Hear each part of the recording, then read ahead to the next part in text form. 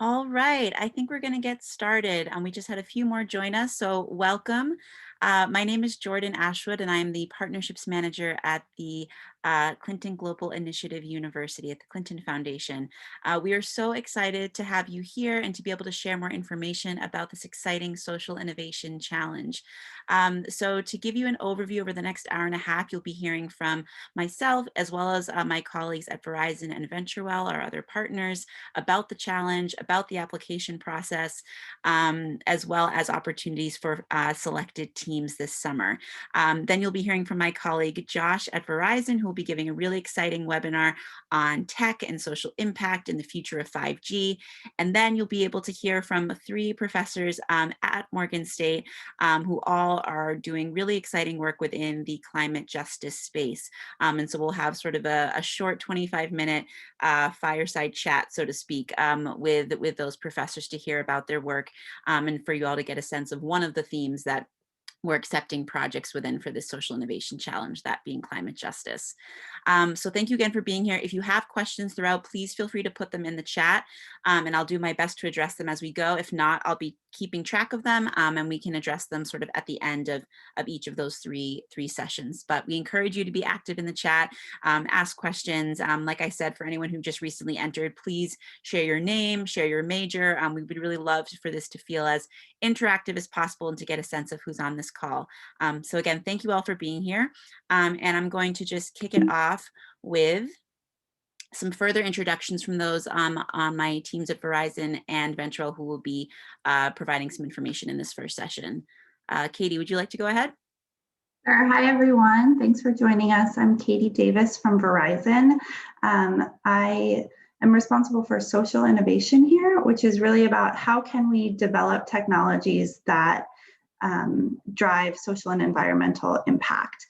And I'll talk a little bit more about how that connects to this challenge in a few minutes.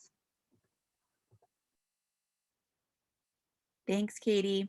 Kara, would you like to go ahead?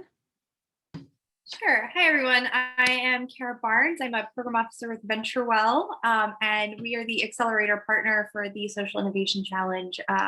So VentureWell, we're on a mission to cultivate a pipeline of innovators, inventors, and entrepreneurs who are driven to solve some of the world's biggest challenges. And we do this through training and funding of teams. So we'll talk a little bit more about that later and looking forward to talking to all of you today. Thanks, Kara. Is anyone else from your team going to be speaking? Christina is on today. Christina, feel free to introduce yourself as well.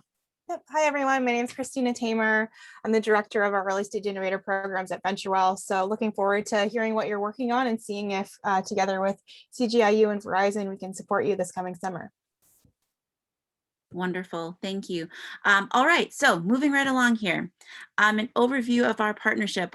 Katie, would you like to just give a little bit of background for the folks on the call about this partnership?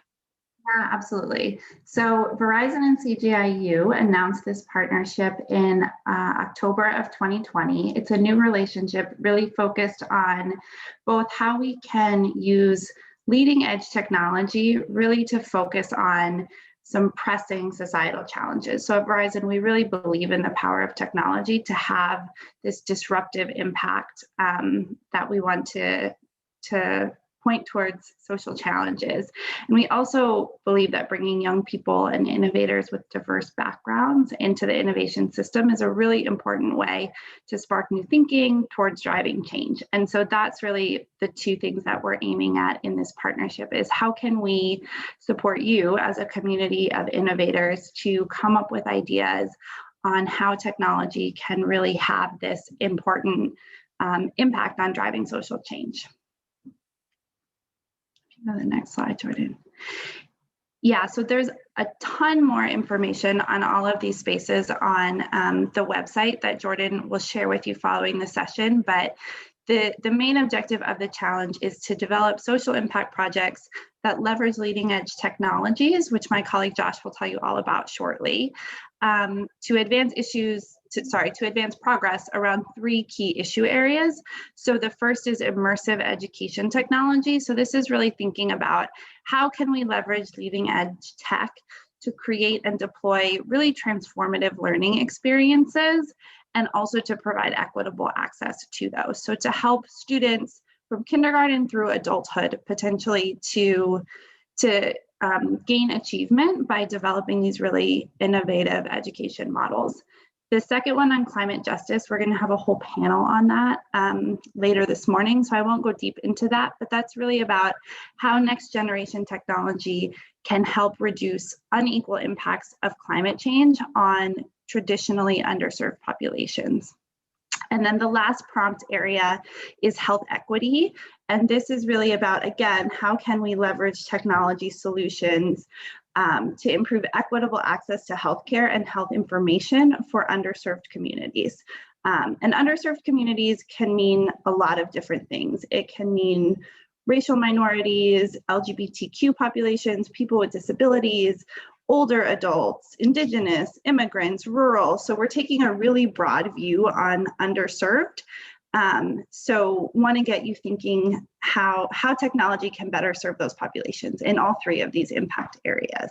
And so today we'll focus on climate justice, but the challenge is open to you to participate in any of these three impact areas. Thanks, Katie. Okay, and so moving off of that from the prompt, the three different prompt areas, in terms of the application itself, so it is open to current undergraduate and graduate students, and as well as CGIU alumni. So if you've been a part of the CGIU cohort in the past, you are also welcome to apply. We are encouraging students to apply in teams of 2 to 3, and students do not need to be from the same school. So you can be connecting with, if you're an undergrad, you can be connecting with a graduate student from another school. You can be connecting with a CGIU alumni, however you'd like to.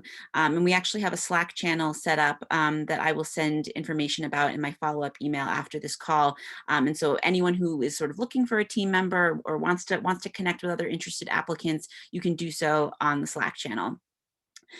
In terms of the application itself, so the application deadline is April 1st. So you have a little bit less than a month at this point, and the application includes sort of 2 main components: a video submission for about 3 minutes long, and that really is just we're trying to get to know you as people more, and why you're really passionate about the prompt area that you've chosen and the solution that you're thinking about.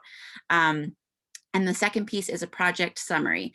So this is all in an application form online, and it's essentially a few short answer questions where we really just want to hear from you about your understanding of the problem that you've selected within one of those 3 issue areas, your understanding of the technical feasibility of how it's potentially different from other approaches that have been tried thus far, and where you see, growth for your idea and how it can really impact certain communities. So we'll basically ask you to lay out some of those thoughts in the application, but I do definitely want to emphasize that, if you are at sort of the initial concept stage and you're like, I have an idea and I think it could be good, we encourage you to apply. You don't have to be at a later stage and you don't have to have everything figured out. We just, in terms of the application, we wanted to sort of see where you're at and see what you're thinking about in terms of the project and where you think it could go. And then really the purpose of the summer programming with VentureWell is to help you develop that idea further and figure out ways to efficiently and sustainably scale your ideas, which my VentureWell colleagues will go into more detail shortly. So those are the application pieces. I do want to just do a quick update for the design sprint that we are having next week. So the design sprint is essentially a week-long series of panels, of coaching sessions, of sort of mentor opportunities with experts from Verizon, from VentureWell, from CGI U as well. And so all of that information is available on our design sprint webpage, and the link for that is actually on the link that I already sent in the chat. And so that will be going on all next week, and we really encourage you to take a look at the different sessions and to sign up for ones that you are interested in, because really the purpose of next week is to bring any interested applicants together and provide resources to help you make your applications the best and the strongest that they can be. So, this particular information session should give you a pretty good overview of what to expect with the challenge and the application. But if you would love sort of more detail on the different prompt areas to ask specific questions to some of the experts at these different organizations, we definitely encourage you to come to the design sprint next week and tune in for at least a session or 2. And I will get out the registration link for that design sprint following up this call, so you'll have all the information you need. All right, I'm just going to do a quick check in the chat to see if there are any questions that popped up there.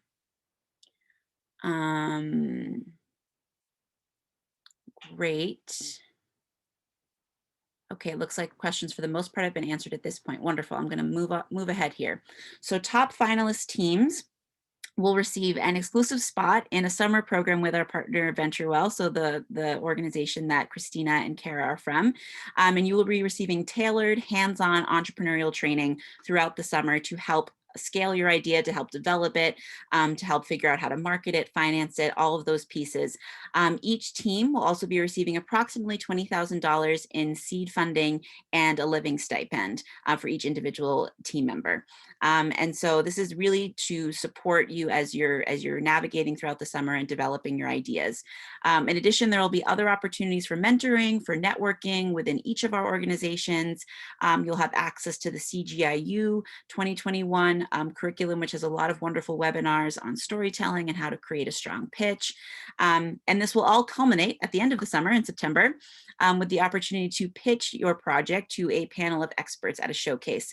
And the top 3 teams that come out of that showcase will receive additional resources and funding and the opportunity to continue on with VentureWell and continue to develop their idea. So really exciting opportunities, and we encourage you all to apply and get together a team and think about how you can really leverage leading edge technology to address, one of these 3 issue areas, whether it be health equity, climate justice, or immersive education technology. So with that, I am going to pause and pass it off to my colleagues at VentureWell to give you a little bit more detail about what that summer programming will look if you end up being selected as a finalist team. Great. Thanks, Jordan. You can go to the next slide. Great. Yeah. So as we mentioned, we are the accelerator partner for this program. So we support innovators, their ventures in the innovation and entrepreneurship ecosystem that's critical to successfully moving innovations from the idea stage and out into the world to have impact. And we do this through our E-Team program. So you want to go to the next slide, Jordan? Thanks. So this is the E-Team program is a legacy program at VentureWell that provides tiered funding and training for science and technology innovators. So throughout the program, all grantees take part in training, which we use the lean startup method to help you make evidence-based decisions as you're developing your business model. So really this idea of failing fast and pivoting to find the right direction to get that innovation into the marketplace. We do this through a combination of workshops and coaching and mentoring. And really what's unique about VentureWell is that we are focused on science and technology-based startups that have the potential for social and environmental impact. So this challenge with CGI U and Verizon is right in our sweet spot, and we're so excited to be supporting your ideas along these 3 areas of impact of climate justice, health equity, and immersive education technology. So if you want to go to the next slide, Jordan. Thanks. So the E-Team program is a staged approach. So in the first stage of the programming, innovators get a $5,000 grant, and they participate in a 1-week program that's designed to help them find the best market for their innovation. So it's this idea of market discovery and finding the right customer, the right market to plug in with your innovation. Teams that are successful in stage 1 can then go on to the second stage of the program, which is a $20,000 grant, a second 1-week workshop, and then more immersive and intensive coaching period for 3 months after that workshop. And then the final stage of the program is for teams that are at a point of raising their first round of sophisticated investment. So there's the opportunity for investment. There's no grant at this stage of it. And then there's another workshop and training that helps teams get their due diligence and deal room ready as they raise their first round of investment or bring on corporate partnerships. So for the Verizon and CGI U Social Innovation Challenge, the summer programming will be the stage 1. So as Jordan mentioned, there's that $5,000 of seed funding, and additionally, there'll be living stipends. Jordan, so if you want to go to the next slide. This kind of shows the tentative timeline for the program. So for the first few weeks of it, it would be orientation, getting you onboarded, having us get to know you and your innovations. And then you would participate in a 1-week virtual workshop towards the end of June that would really be about helping you find that product market fit for your technology in the area that you're seeking to have impact. And this workshop consists of a variety of different formats. There are lectures, there are breakout groups where you can learn from your peers and get feedback from instructors and facilitators. And then there's also time for you to do some individual work within your team to develop your strategy and move that forward. And then coming out of that 1-week workshop, the remainder of the summer, through July and August will be, a variety of different engagements with VentureWell, Verizon, and CGI U staff.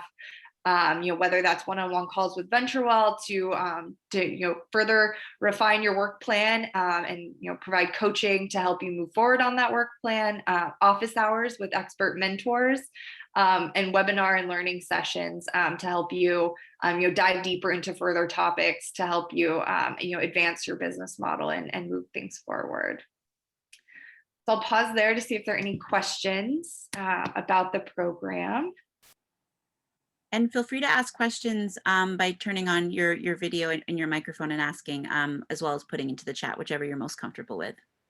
This is Imai Essian. I'm a student at Morgan State. I was wondering, could graduate students participate as long as they have a student founder on the team?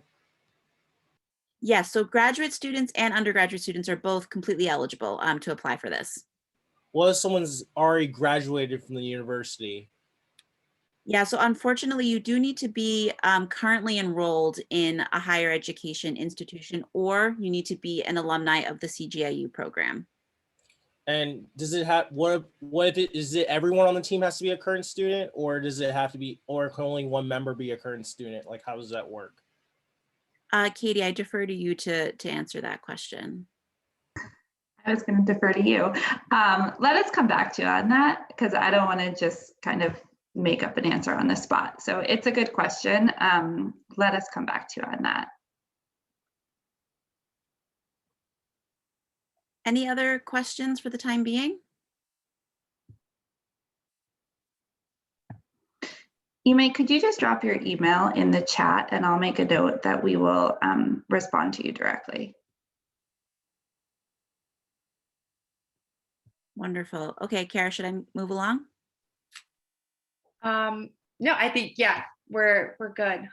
Okay, wonderful. I'm just gonna stop sharing for now. Any other general questions before we move on to sort of the second session here about tech and social impact? No, not that I can think of, no. I also have a follow-up question. What will be the judging rubric for applicants? Great question. So that rubric is actually available online as I speak. If you go to the webpage that I put in the chat earlier, and if someone else can, that would be great. I'm just for the regular challenge website. On that page, there is a link to the rubric, and so you can see exactly the different categories that we're going to be evaluating the project on. And I think it's a really useful tool as you're creating your application.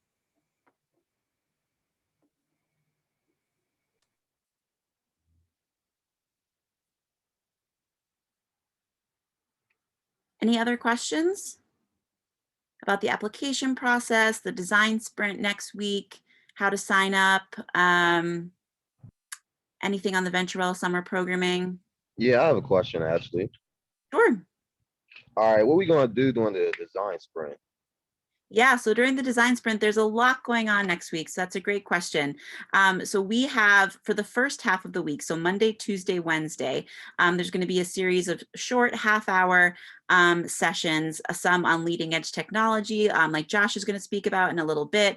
We're going to have 3 different deep dive panels on each of the 3 prompts. So basically, we've brought together experts from different fields to give insight on the current challenges within health equity within the US, current challenges when it comes to climate justice, and also current challenges within education. So we'll have those 3 panels. We'll have a session with actually Christina and Katie on social innovation and how to really take your idea and scale it and so that it has, a social impact.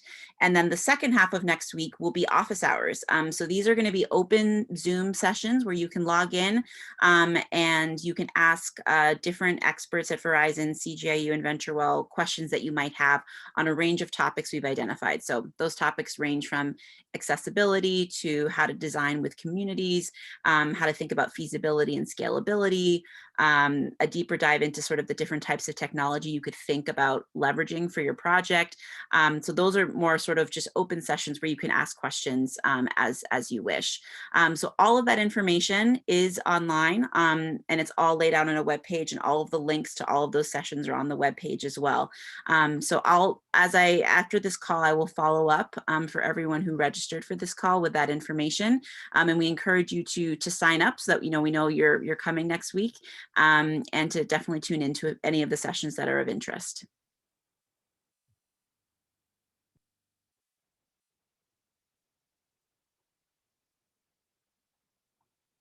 Any other questions at the moment?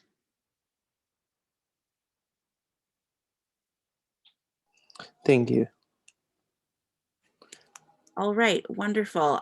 So we will follow up on the question because I think a few folks have questions on, in terms of the individual teams, if one person can be a student and the others if they're recent graduates. So we will follow up and I'll make that information known widely because I think that's probably a question a few of you have. And with that, I'm going to turn it over to Josh to jump into 5G and leading edge technologies. Oh, yes. Okay. How's everybody doing? Okay. Great. Just okay? Good.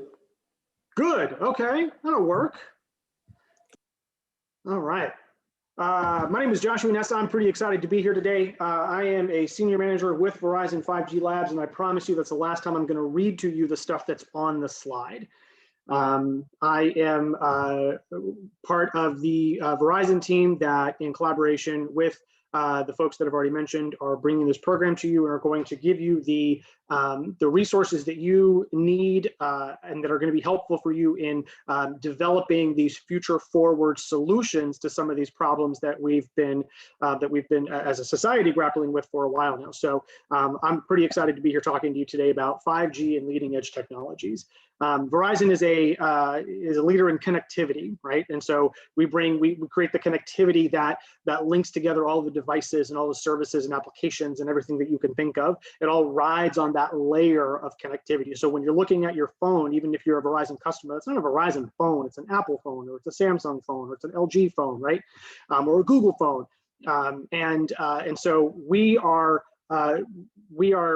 very interested in connected solutions and solutions that connect people. And the more that they use leading edge methods to do that, including 5G and including new types of interfaces that bring people together like VR and AR, and we're going to talk about some of those here today, the better, right? So we really do like those.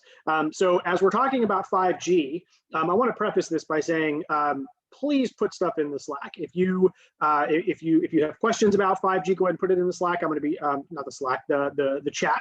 I'm going to be looking at the chat. I'm also going to be asking you some questions. There are some extra points that are going to be handed out here at the end of the program. I don't know if they actually mean anything, but hey, they're a lot of fun. And so definitely be active. If something I say strikes you and you've heard something similar to it, or you have questions about it, then let me know. Go ahead and put it in there. So what is 5G in the first place? It is the fifth generation of wireless connectivity. And so it's not the same thing as the 5G on your router at home for your Wi-Fi. That stands for 5 gigahertz. 5G stands for fifth generation, and it represents a technology standard that is set by a standards making body called 3GPP, which is not confusing at all. And all of the carriers and the folks and the companies who are building out connectivity platforms use these standards to bring 5G to life. And they do it in a couple of different ways, and we'll talk about that here in a couple of minutes.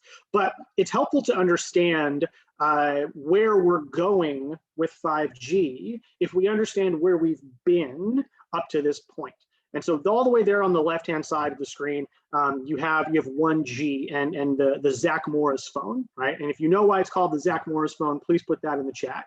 I'm always curious to see how well that show holds up. 1G was pretty much just talking, right? You could pick up the phone, you could, hey, all right, Samuel and April got it, thank you. You could pick up a phone, you could make a phone call, that was it, right? No texting, nothing else. It made phone calls, and it was really, really expensive to do so, and it didn't really work very well. 2G was the introduction of text messaging, and then moving to a digital voice platform, what we tend to call things like CDMA. If you don't know what that is, it's not a big deal. Because we've mostly moved off that standard anyway. But nobody, whenever you could text on a phone, there was no marketing messaging around 2G. You didn't see commercials the way that you do now. If any of you watch football, you know that it is a big, giant Verizon 5G commercial with little bits of football played in between. And so back then, there really wasn't a name for these things, right? So when we got into 3G and we started being able to have data and applications like calendaring and email, and BlackBerry really got big during that point, and Palm as well. There was no messaging around it. Just all of a sudden, hey, we can text, and all of a sudden, hey, there's data that we can use to sync with cloud-based email and calendar, which is how BlackBerry got so popular when they did in the early part of the 2000s. And so it wasn't until 4G that we really started to see new applications and services take off in ways that were really impacting us as a society. Because while most of the people who were using 3G were using Blackberries, for the longest time, Blackberries weren't available to the general public. They were only used by people in government and people who worked in like the CTO's office of major corporations. And so while most of the world was on 3G, most of us were still using those 2G features, things like texting and sending selfies, right? Grainy selfies from back in the day. And if you ever had a Motorola Razr, raise your hand, then you know all about that. And so there was a moment in 2007 when we were still on 3G that really changed everything. And it was this right here. If you know who this guy is, put it in the chat. He stood up on stage in a town called Cupertino, California. That's right, Samuel. Steve Jobs. Katie had a razor, and that was her life. That's right. Same here. So Cupertino, California, he stood up, and Rare's getting right into the deep stuff with health concerns. I promise you, we'll talk about some of that in a little bit. He stood up and he held this phone, and he said, "One more thing," right? That's his catchphrase. He said, "It's an iPod that you can make phone calls with."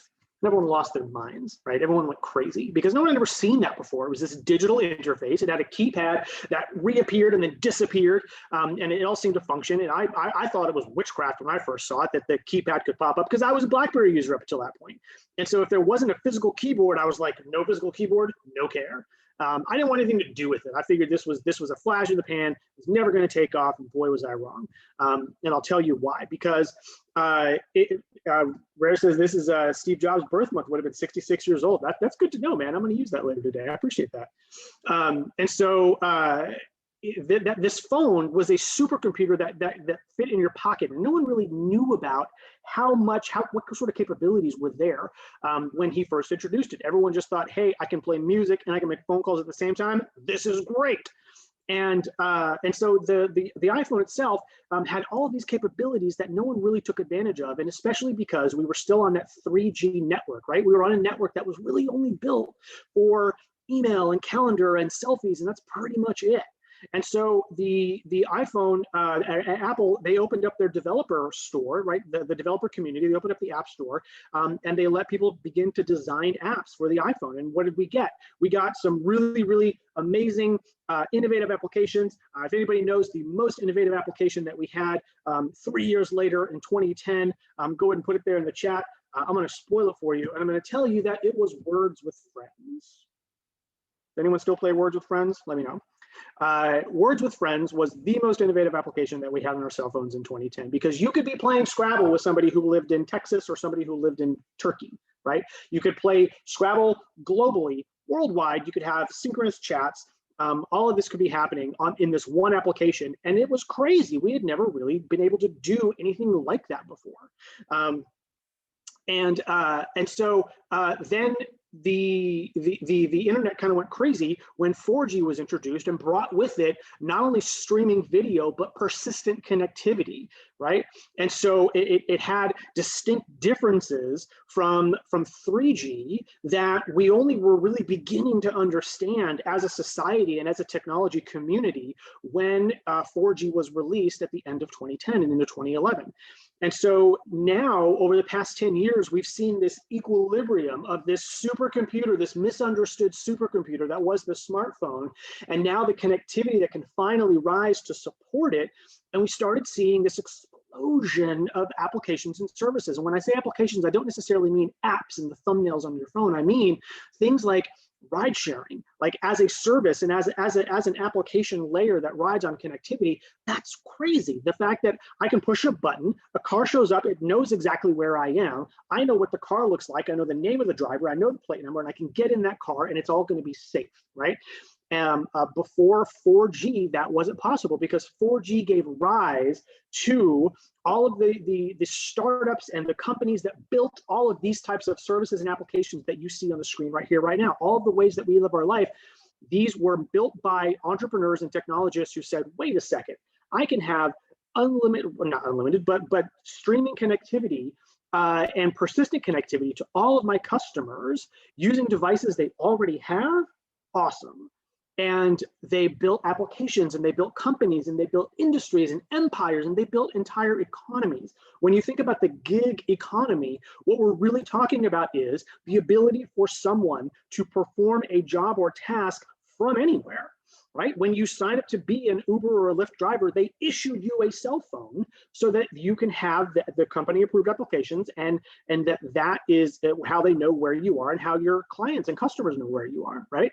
And so it's 4G and this and smartphone and increasingly those types of technologies that have built the economy that millions of people live their lives on. Right? And nobody could have anticipated that when 4G was released in 2010. What were we saying? We were saying, yeah, it's streaming video, right?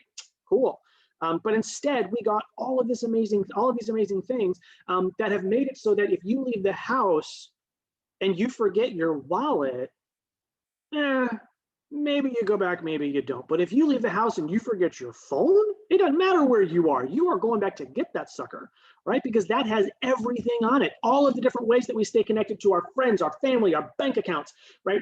All of this stuff. Heck, there you go. Car keys these days. You're getting to the point where you can unlock a car with your phone and then start it.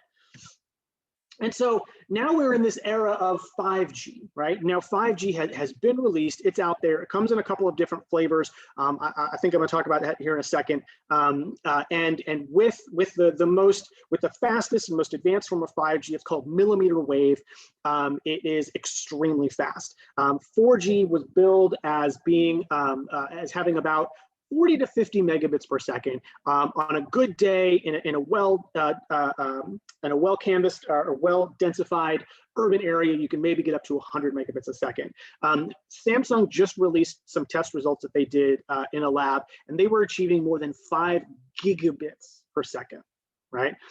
Which is a crazy leap from where we were with 4G, much bigger than that leap from 2G to 3G, right? Or from 2G to 3G, from 3G to 4G. And so we're talking about the ability to do things that we never even really thought possible, that we can't even really think of right now. And to demonstrate that is this slide right here, right? We're talking about, on the right, we're saying 5G is going to be so powerful that this is going to be the time it takes to download a movie, which is a great way to think about it if you just are trying to wrap your head conceptually around how fast it is. Because when's the last time you downloaded a movie to your phone? I don't. I haven't. Sometimes when I talk to people, they give me this smug answer, and they're like, I downloaded a movie before I got on a plane at the airport. I'm like, exactly. When you're going to have no expectation of reliable connectivity is when you download a movie. Congratulations. And so I don't really like that as a way to talk about how fast it is. How the benefits of 5G, and we'll talk about those here in a second, are such that we don't know what types of technologies are going to be born out of it, right? What it's going to usher in is this fourth industrial revolution, this merging of cyber and physical. How are we interacting with the world around us is going to be with this digital filter and plane in between it. And that's not going to say we're not going to be seeing people in person, God willing, sometime soon.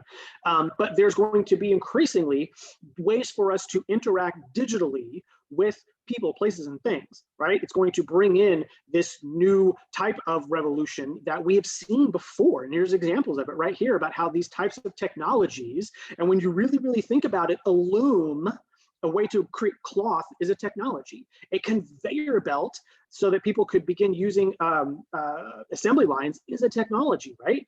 And so these things created shifts, measurable shifts in how society interacted with itself. And we're on the cusp of that again. And so here are some of those benefits of 5G that I talked about. There's 8 benefits, or we call them currencies in some circles, that where 5G is going to be impactful.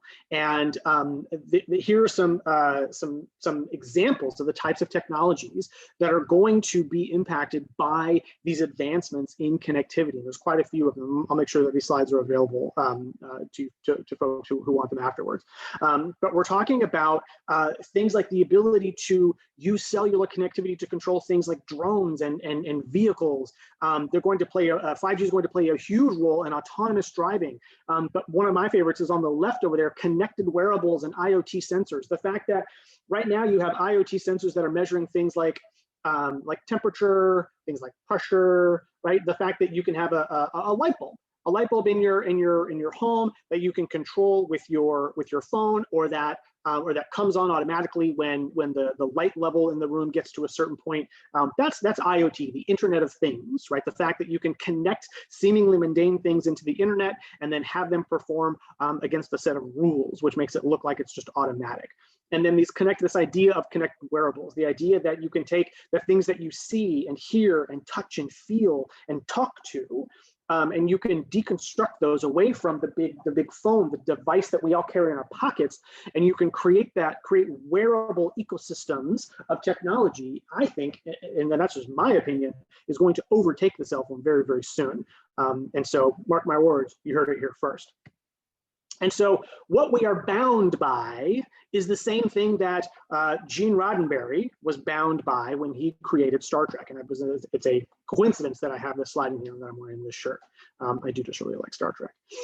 If you look at what Captain Kirk is working on right there, he's working on a tablet, right? Now, you might say that, wow, it was really visionary of Gene Roddenberry and the team who created Star Trek in the 60s to envision a wireless tablet. Yes, but if you ever actually looked at, and if you ever got a shot of what was on that tablet, it was switches and dials and little like meters that move back and forth with needles that go back and forth. If you look at those little green bubbles there at the bottom of the slide, that's his chair, and those are the lights that flash to give him certain pieces of information.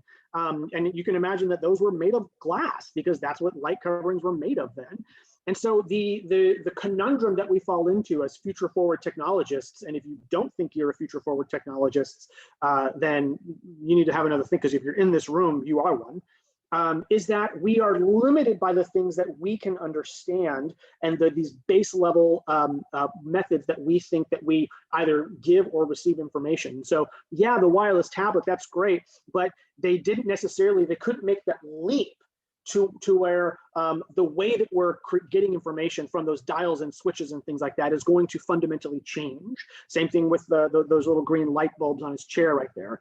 And so what I'm going to challenge you to do here, as you're thinking through your submissions, is to start thinking about ways that these things are going to become scalable, right? We're looking for solutions that can impact the world right now, but we want to know how they're going to be scalable. We want you to be thinking critically about how new types of technology are going to evolve and bring other types of technology with it that are going to make the technology better or more accessible, right, or more equitable. And so that's going to be something really, really important for you to keep in mind. So 5G comes in a couple of flavors, and this is going to be good for you to remember, right? Our first is 5G home, or something called fixed wireless access. It's the idea that we can beam 5G into the windows of homes and businesses and replace expensive cable or fiber optics that need to be dug in trenches and then run under the ground. And so a lot of places have cable connectivity, and that was done when these buildings were built, or they were done whenever the industry was brand new.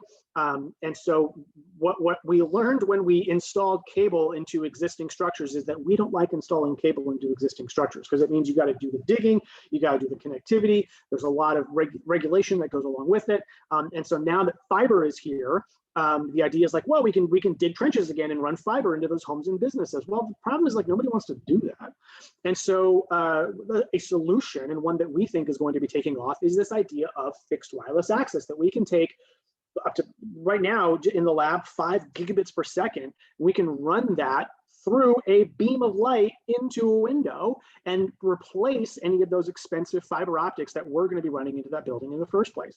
And so we really think that this is going to be something that takes off and that replaces that expensive fiber, and that allows structures to become much more connected and to run new types of services within those structures. Think like hospitals and factories and things like that. And not only that, but like in your home.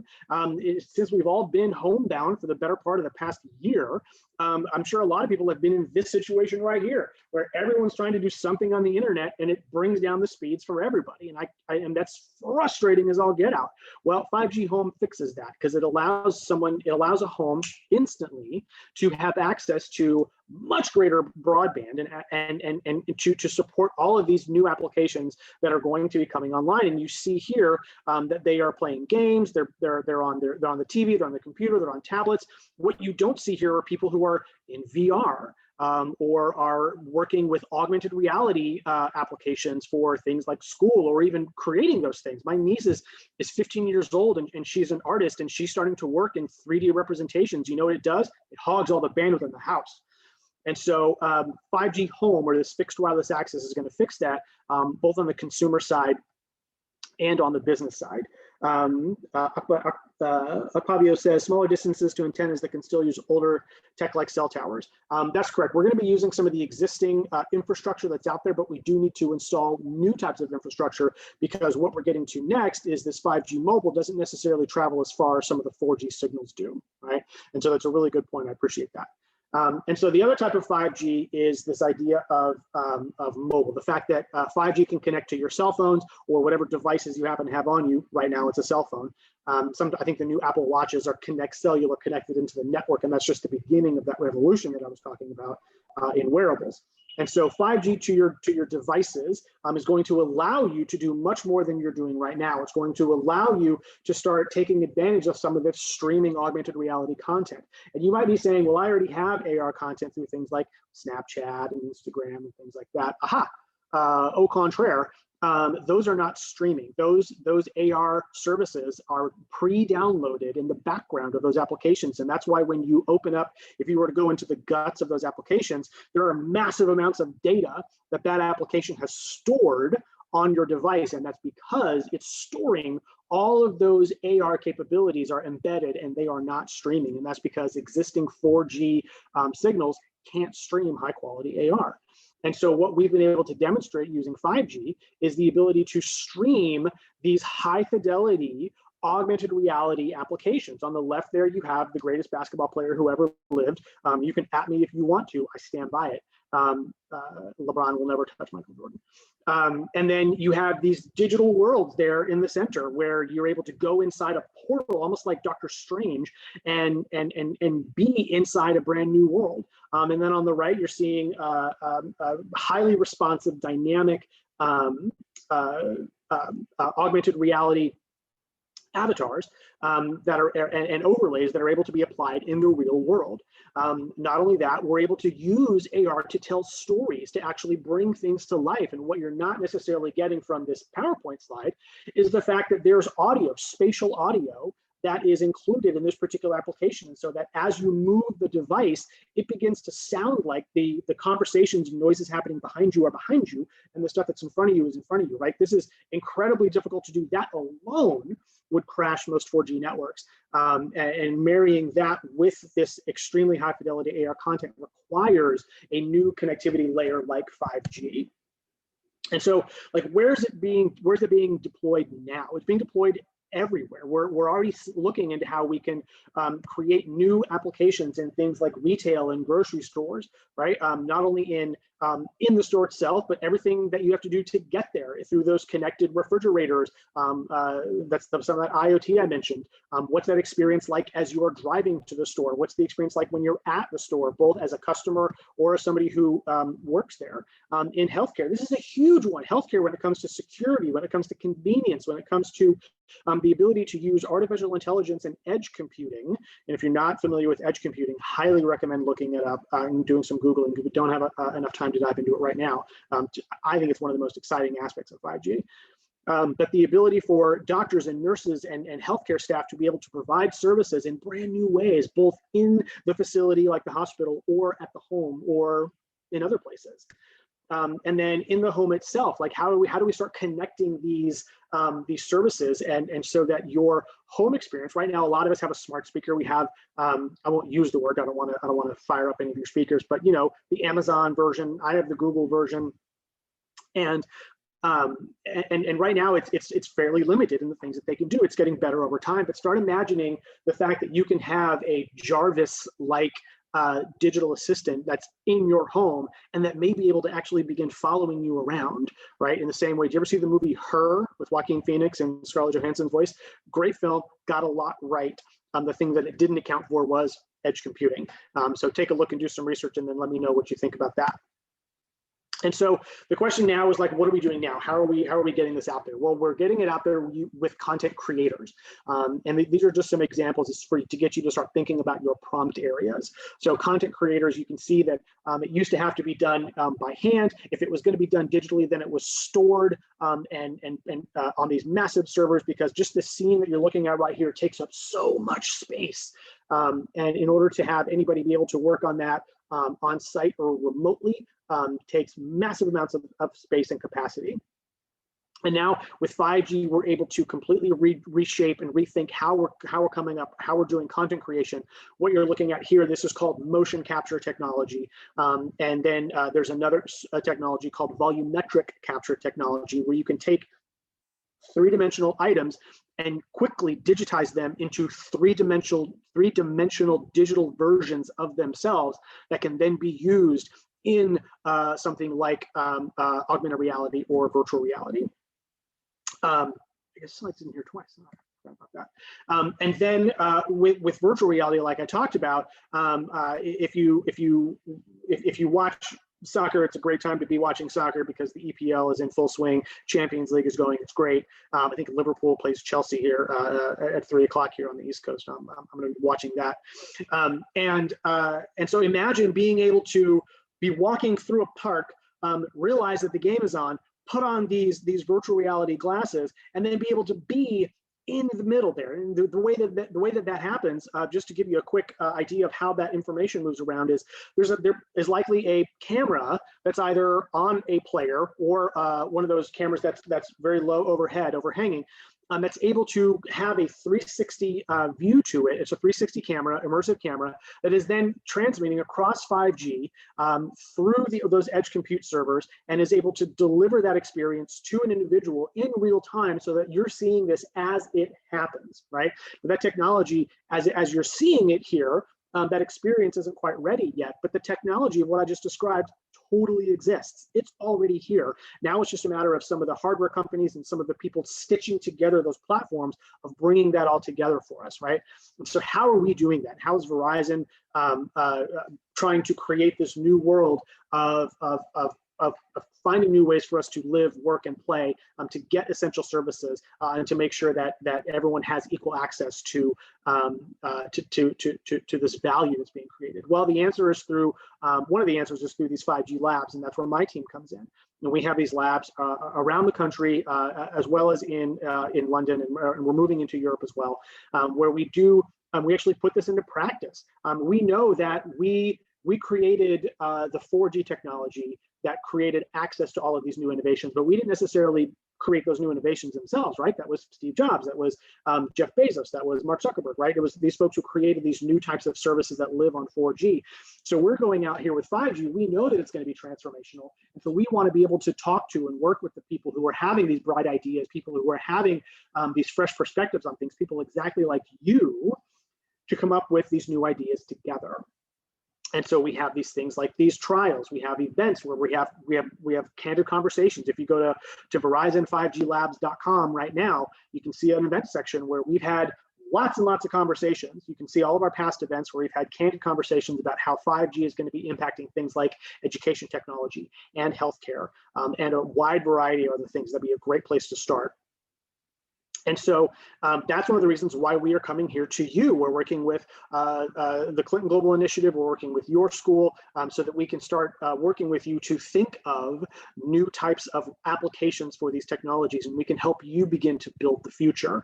And we've done that a couple of ways. We've run first responder labs. We've run robotics challenges, right? We've gone into communities and we've said, hey, if you have an idea about how education technology is going to be reshaped using 5G, we want to hear about it because we want to help you build it, right? And we've done this across several industries and verticals, and they've been really, really successful. And so, and this follows our mantra that we don't wait for the future, we build it. And the thing is, we don't necessarily build it ourselves. We work with you to help you build it so that you can then take it and make it great. And so I'm going to leave you with this. This is my last slide. Do you know who this is? He, up until very recently, was the richest person in the world. And he really only got overtaken because I think Elon Musk is gaming the Bitcoin market. That's neither here nor there. But if you look at this photo was clearly not recent, right? A, he has hair. And B, you can see that his logo is what is that? Is it tacked onto the wall behind him? And he basically looks like he created a book-selling service on the web, which he did, and suddenly realized that he can sell anything he wants to. And so he has this crazy idea about how he can sell all those wacky things in his little suitcase there. He can put them on the internet and he can sell them. And he has no idea that he is about to reshape the way that we think about commerce, the way that we think about cloud computing, the way that we think about space travel. He has no idea that he's about to impact the lives of billions of people. And he has no idea that he's about to be the richest person in the world. And wouldn't it be cool to be able to go back and be sitting where he's sitting with all of this opportunity laid out in front of us, with 4G just coming online, consumers just now starting to have access to some of these technologies on the go, anywhere they want? Wouldn't it be great if we could be there? What would we build? What would it be like to have all of that opportunity become the next Bezos? And that opportunity is here. It's here right now. We're on that precipice again. Technology is about to radically shift again. And the people who are on the front lines of it are you. You're the ones who are having new ideas about how to create new value, create new products and services, and to create equitable access to all of these things for everyone. And that is something that is very much in the global conversation right now. You have the ability to think of new ideas and new ways to use this technology for the betterment of everyone. And that's why we're here, to make sure you have a chance to do it.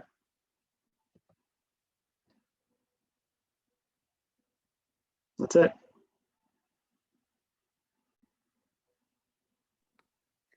What do you think?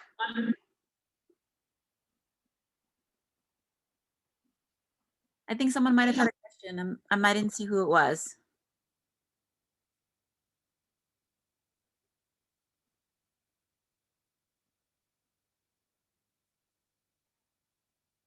Okay, well, does anyone have any questions for Josh or thoughts on his presentation? Thank you so much, Josh, for going through that. It's exciting stuff. No.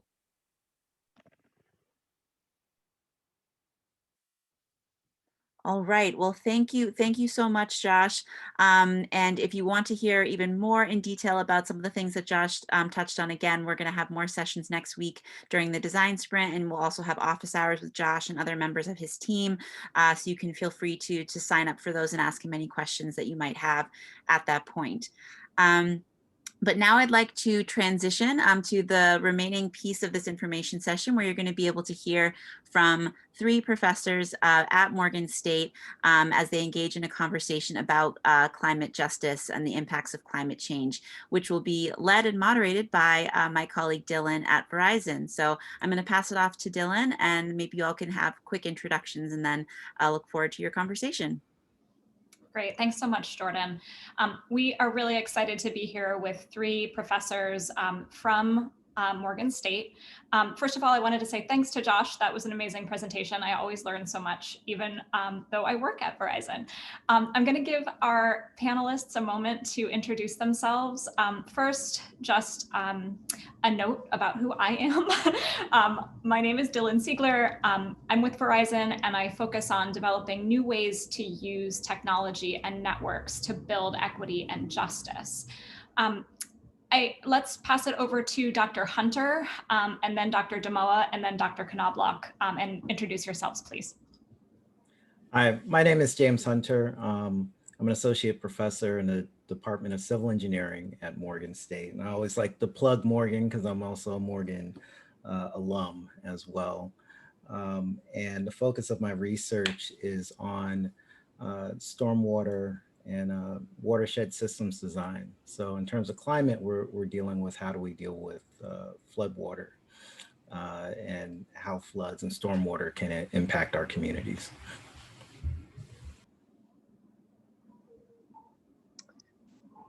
Okay, so my name is Richard Damoa, and I'm an atmospheric scientist, and I'm in the physics department, Morgan State University. My area of research is using remote sensing, satellite, and ground measurement to look at the interaction between climate, pollution, and human health. So that linkage is what I do as my research. All right, and I'm Amanda Knobloch. I am the education coordinator for Morgan State's Patuxent Environmental Aquatic Research Lab in Southern Maryland. But I'm also a biogeochemist, which in my case means I like carbon and water. Wonderful. We're so happy to have you here. I'm going to just start out by making the assumption that if you're attending this event, you have read the Climate Justice Challenge prompt.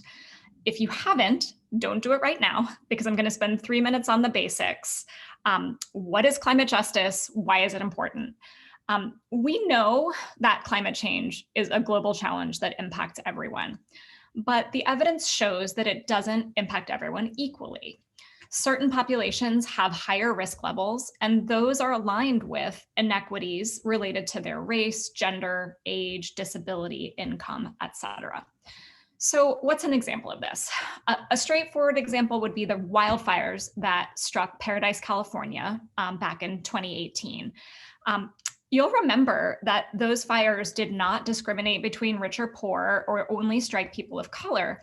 But what did happen is that those with fewer resources, or those who were already systemically at a disadvantage, were less able to access information. They were less able to evacuate.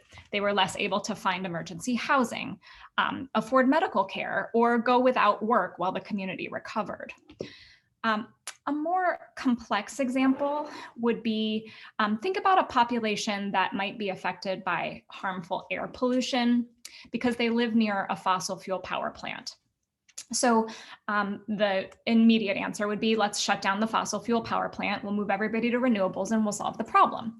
But if those plants shut down, then they have to deal with the economic fallout and the associated loss of jobs.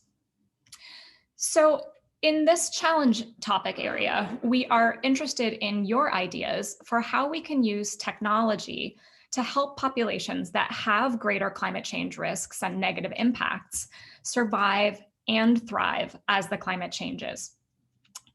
In other words, we want to help them with what we call climate adaptation.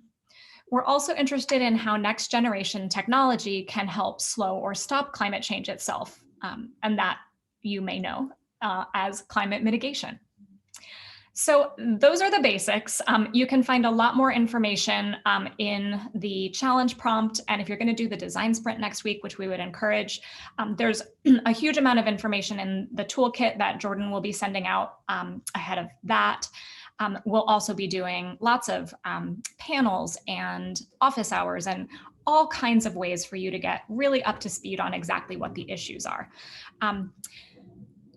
I will stop my introduction by saying at Verizon, we really think that technology and networks can play a role in helping communities with climate change. And if we do that thoughtfully, we think that technology can be a part of advancing climate justice.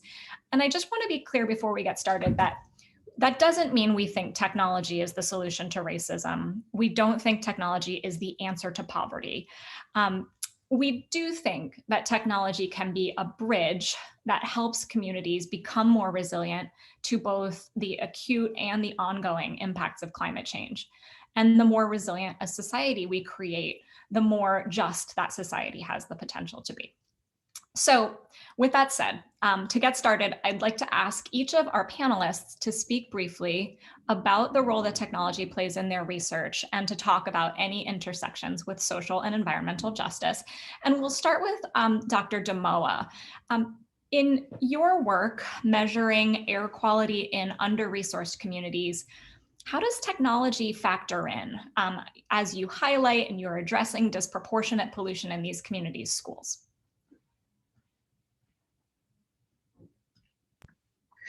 Yeah, thank you very much for your question.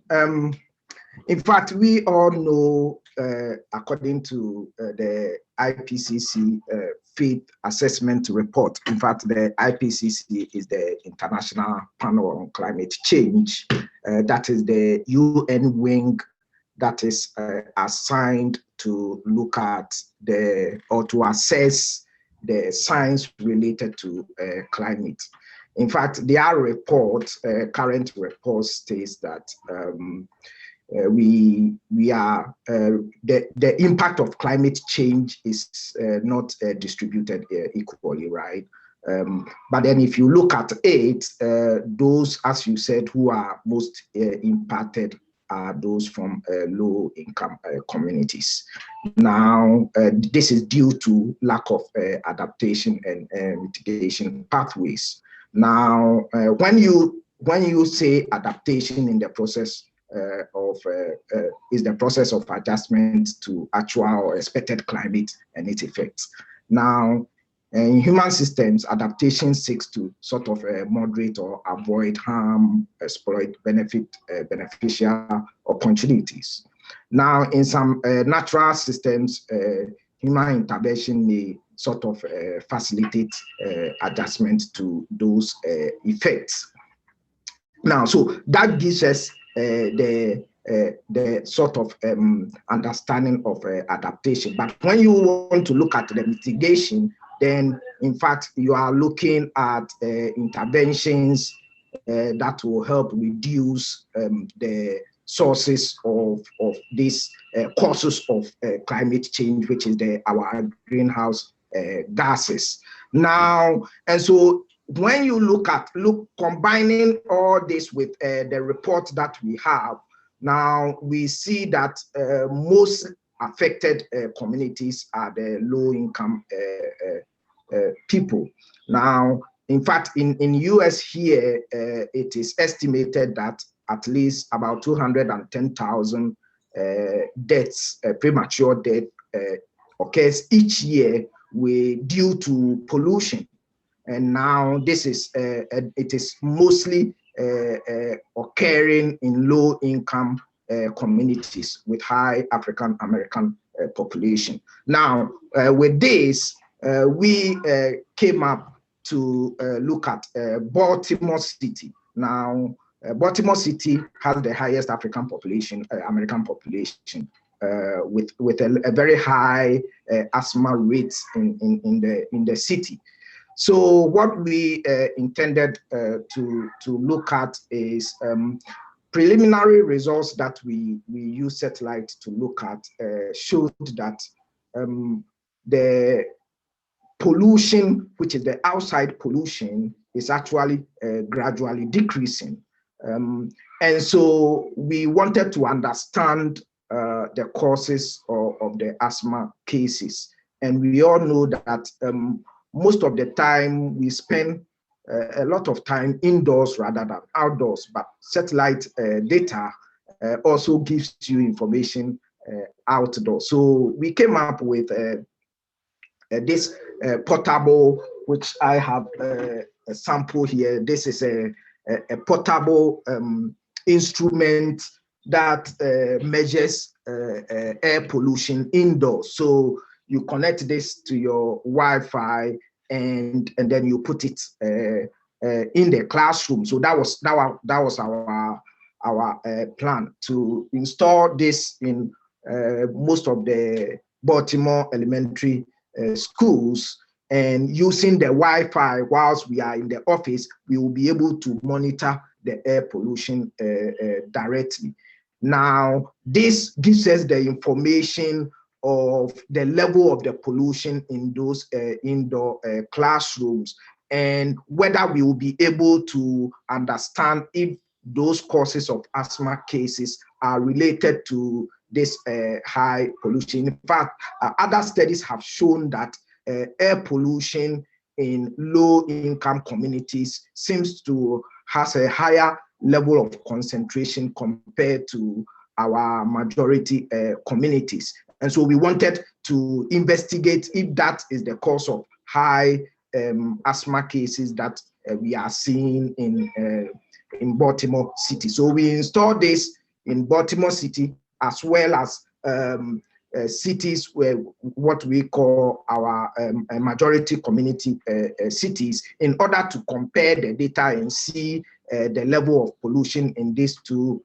communities. Now, in doing that, we are sort of making use of technology, because we install this. We don't want to interrupt their teaching or their learning, and so we install this. It will be there, but then the data will be sent to us through the internet, and we will be analyzing the data without even being at the location. And so this is one way of applying technology. Of course, we know the effect of pollution. We know climate change also contributes to pollution. And so using this, we are trying to sort of understand the linkage between air pollution and human health in communities like Baltimore City. In addition, exactly. I'm sorry to interrupt you. This is exactly the type of technology that we are considering. It's exactly what we're hoping we get in terms of the types of ideas that may solve for climate justice using technology. So I'm sorry to have cut you off. That's fine. There's so much. There's just so much there, and I want to make sure that we have time to give our other panelists a moment to introduce their work. So I'm going to move on at the moment, and I hope we're going to be able to come back at the end. I wanted to move on to Dr. Hunter. Would you be able to please talk about your work on watershed systems design, smart infrastructure? How does your work really impact communities, and specifically, how do you use technology to do that? Yeah, so a lot of the tools that we've been developing that deal with urban watersheds reside in the internet. So we are looking at different web-based tools that help communities make decisions on what to do with their land use and their infrastructure. So in urban environments, we have a lot of hard surfaces. We have a lot of underground infrastructure, and people are living and interacting with this infrastructure on a daily basis. And as we look at climate change, the thing that we're worried about is in these urban environments, we are producing more stormwater, which is leading to issues with flooding. We're also dealing with issues related to heat. So in an urban area, we have this urban heat island effect, and that exacerbates some of the air quality issues that Dr. Damola is talking about. And so there is this intersection between understanding what's happening in the urban environment and how it's impacting not only water resources, but air, but also heat that we're experiencing. Right, so there's that intersection between environmental and climate impacts, but also health and well-being as well. And so we're using technology to really understand the conditions of our gray infrastructure, because a lot of times we might be experiencing sewer backups, and we need smart infrastructure to basically give us an early warning or tell us how we need to respond to that infrastructure condition. We're also looking at using drones. Dr. Damoa has a drone behind him. So, we have to have very smart ways of inspecting infrastructure. And we're looking at that with my research group. We look at green infrastructure. And so assessing the condition of that green infrastructure that's handling stormwater, the condition of your trees, the condition of your green roofs, your rain gardens. These are all things that are being embedded throughout all the different communities in the city of Baltimore. But we need this technology to really give us the data that we need. And we now need that data a lot quicker. And we need to be able to assess that data very quickly to make decisions. So we're looking at big data that is now getting sensed or can be sensed by all different types of infrastructure. If it's infrastructure that is needed to be maintained, it needs to be resilient during any type of environmental catastrophe. So it could be during a hurricane, a major storm event, earthquakes. Sensors are going to be telling us how well that infrastructure is working. And then we need to be able to get information out to people as quickly as possible. All right, so in order to be able to respond to different emergencies or catastrophes that end up happening. I love how Dr. Hunter and Dr. Damoa, you're both dealing with getting your information from the places where the actual data needs to be collected in really innovative ways that use technology. So you might be sending an unmanned vehicle into a drain pipe, or you might be actually sending a physical device. And I love that you, Dr. Damoa, brought your device with you to the panel discussion, to the actual school where you want to know what is happening in that place. And I think that actually, from my understanding of Dr. Knobloch's work, really dovetails a lot with what she does. So Dr. Knobloch, in your work examining climate change's effect on the Chesapeake Bay, what ways have you found to incorporate technology to highlight these effects and their risks? Yeah, so I am a biogeochemist. So in my dissertation, I focused on carbon in marshes, which a lot of people don't think about carbon in the water, but the carbon that is affected by climate change is not just CO2 in the atmosphere. Our carbon cycle in the water is also affected. And there's a lot of different ways that the Chesapeake Bay is predicted to be affected by climate change. So sea level rise, warming, increased severity and intensity of storm events, increased stream flow in certain situations, but also droughts, which will decrease stream flow.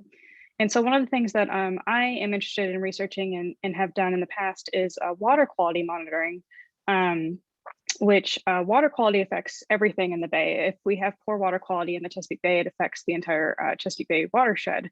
And, we can see this in not just in the rural areas where the Pearl is, or my lab is, we also see this in Baltimore Harbor and in urban areas as well. One thing that we have been working with is the technology to monitor water quality. We have some really cool toys that we can deploy in the water, and we can leave them for a very long time. Some of the batteries on some of these are 9 months or more. And some of them, we can deploy it and it will send the data to us via Wi-Fi or Bluetooth. And some of them we have to come pick up and, bring them back to the lab and download the data and everything. But these are all really interesting tools that we can use to assess the water quality and determine, if we have okay water quality, if it's poor, what we can do to fix it. But there are two issues with this instrumentation that we've sort of noticed recently, or not so recently. One of them is that they don't measure everything. And so one thing that we have been looking more into is proxies. So a proxy is something that you measure that is not directly measuring what you're looking at. So for example, for salinity, often we measure the conductivity of the water because the salt in the water makes the water conduct electricity. So conductivity is a proxy for salinity. And for some of the things that I like to look at in the water, we can't measure that with a one of these fancy water quality monitoring equipment tools. So we have to find proxies to measure other things. And so that's something that's been in development for a long time, and we're still trying to find ways to do this well. But the bigger issue is that these tools are really expensive. The standard in water quality monitoring within most situations is called a YSI. YSIs are wonderful, they're great tools, but fully equipped, they cost about $35,000 or more, which is insanely expensive and unrealistic for you know, a lot of labs or a lot of people who want to monitor water quality in you know, in an urban area and off their dock, anywhere. So there's been a push to find inexpensive ways to monitor water quality and do it effectively, accurately, and not cost $35,000. So that's been a really interesting way that, at least in my field, technology has been advancing to create, you know, innovative ways to accurately measure water quality, but not cost, you know, more than my car is worth. Great. And what strikes me there is that what you're doing is really democratizing the availability of this data, which would make it more available to communities that really need it. And I think if the students who are interested in potentially proposing on this topic, if that sparks anything for you, we would love to hear your ideas. If you have anything that's coming up in terms of brainstorms, feel free to put it in the chat. There's, I think, what we've heard from all of our panelists today is that there's so many ways to incorporate technology into the data collection and to do it in a way that actually prioritizes the communities that will use it and the communities that will actually be doing the measurement. So how do you do that in a way that makes it available, that makes it not out of reach in terms of price, makes it easy, so you don't have to necessarily have a doctorate in order to measure the salinity of water. So we are running up against time, and I want to make sure we have time for student questions. So I'm going to just ask one more sort of broader question to the panel about resources that exist on your campus and nearby to support students in developing their social impact projects related to climate justice. Are there other faculty with aligned research interests? Are you doing work that you think students might be able to learn from beyond what you've talked about today? So I'll just open it up. And I know Dr. Knobloch, we'd love to hear a little bit more about the Pearl. Yeah, so a lot of people at Morgan don't realize that we have a facility that is Morgan, a facility in Southern Maryland. We're in St. Leonard, which is near Solomons. We are the Protection Environmental and Aquatic Research Lab. We have a fully functioning research facility. We have vessels that can take you out onto the water. We have labs. We have a shellfish hatchery. We have a lot of really cool facilities down in Southern Maryland that we would love for more Morgan students and you know, anybody from Morgan to come down and use. So if you're interested in looking at climate change or climate justice within the Chesapeake Bay, within the watershed, we would love to have you down at the Pearl. And Dr. Hunter, Dr. Damoa, any other thoughts about resources that exist on campus or any other broad thoughts before we go to questions? Well, from air pollution perspective, in fact, as I said, Dr. Hunter said, we have drones that we are using to monitor the air quality. We have handheld instruments too, a very portable one that you can use. We also have our weather station installed on campus where it can give you information in terms of climate variables, but that is for the surface, because weather station gives you information on the surface. And then we also have weather balloon instrument. So this one, you fly the balloon, you attach the weather to the weather instrument to the balloon. So as the balloon is going up, it is making the weather measurement and sending it to you on the ground, on the instrument on ground. So that also gives you climate variables, this time upper air level. And then lastly, we also have LiDAR instruments that can also give you the profile of the pollution as you go higher up in the atmosphere. So these are some of the resources and facilities that we have in terms of the in the physics department to look at air pollution and climate. Wonderful. Any closing thoughts, Dr. Hunter? Yeah, just piggybacking on Dr. Damoa's comments. Like we have a lot of resources at the university, particularly for students to make use of. So please reach out to the various professors. We have all sorts of nice gadgets. Some of them are deployed systems that rely on cellular communication to look at water quality and water levels in our streams. We have some of these things that are deployed in the water right next to the university. So you can see some examples of this at play, and then we can answer a number of the questions that you have to kind of get you going with your design. That's wonderful. And I want to come down to Baltimore and, and check out all your toys.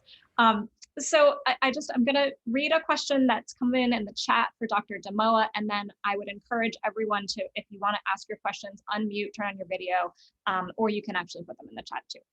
So the question for Dr. Damoa comes from Akpabio, and the question is, I'm wondering, at the frequencies being used by the device, does it need relatively high bandwidth to transfer data in this space?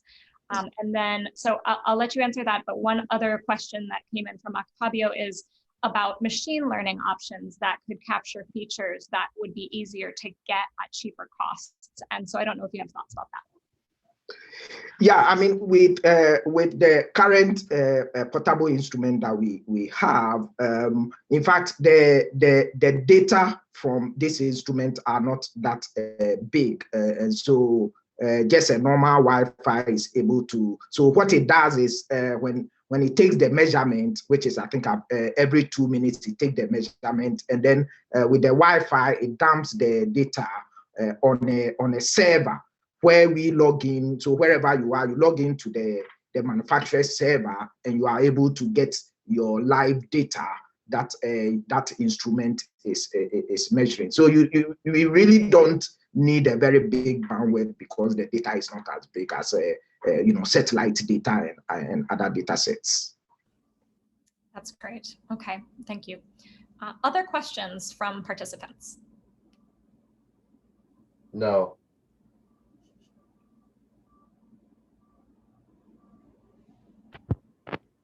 Hello. Yes, good afternoon. Samuel Ohai, civil engineering student. I appreciate everyone's feedback in regards to the justice aspect. As far as I was just wondering about as far as the let's say symptoms that lower income neighborhoods may face in regards to the weather, whether it's like storm runoffs, or let's say like the heat island that was described. Do you think that it's somewhat of the infrastructure of the neighborhood that's correlated to the low income? For example, just not as much investment in like up-to-date infrastructure or piping or any of those things that are correlated. And what do you feel is the recommended remedy for these types of situations, where it's like, are we to fix it, or should people be living in a more desirable area because of because of those symptoms? I guess I can answer that. Yeah, like there is a correlation, right? So if you look at the areas of the city where there are a lot of issues in terms of some of the socioeconomic issues, you do see that there's less green infrastructure, right? There's less trees. The city has a program that says we need to plant so many trees and we need to have so much canopy cover in the city. They want to try and get it to 40% of tree coverage throughout the city. And that really makes the city a lot healthier, right? So particularly in the summertime, you know, the shade that you get from the trees really helps alleviate some of the urban heat island effect. And then the trees just have all sorts of different benefits. So there's a correlation there, and there, you know, we look at some of the research that we're doing and interested in with Johns Hopkins and assessing what are some of those health impacts for people, and how do you best mitigate some of those issues by putting in green infrastructure. We have so much gray infrastructure in the city, but we also understand that there's some other issues in terms of vacant homes. There's a need for redevelopment, and the state of Maryland has it regulated in that as you redevelop areas, you must include greener infrastructure to make those areas not only better for stormwater and for heat, but also just for health and well-being. And so in the research, we want to get a better understanding of those mitigation and adaptation practices. That's great. Oh, go ahead. We are going to need to wrap up in just about 30 seconds. Yeah, just a quick one. What we also have observed is, you know, in these areas, some of, especially the built-in environment, some of the materials that have been used, you know, you go to some of these buildings and they are very low graded materials. And so you see that when we take some of our instruments to this sort of built environment, you sort of measure high trace gases, which, you know, causes some of these health cases. So the materials and use for this built environment also in these communities also contribute to some of these environmental health disparities that we are seeing. Thank you, very insightful. I want to give just a really warm thanks to our esteemed panelists. This has been a conversation that I would like to have, honestly, for the rest of the day. Unfortunately, we're out of time, and so I'm going to hand it over to Jordan to close. I would encourage the Morgan State students to go ahead and be in touch with your resources on campus, with these panelists and with other faculty and other professionals that you have access to, because obviously they're a wealth of knowledge, and I think they're going to really spark some good ideas for you all. Thank you, Dylan, and thank you to Dr. Damoa and Dr. Hunter and Dr. Knobloch for your insight and your expertise in your areas of research.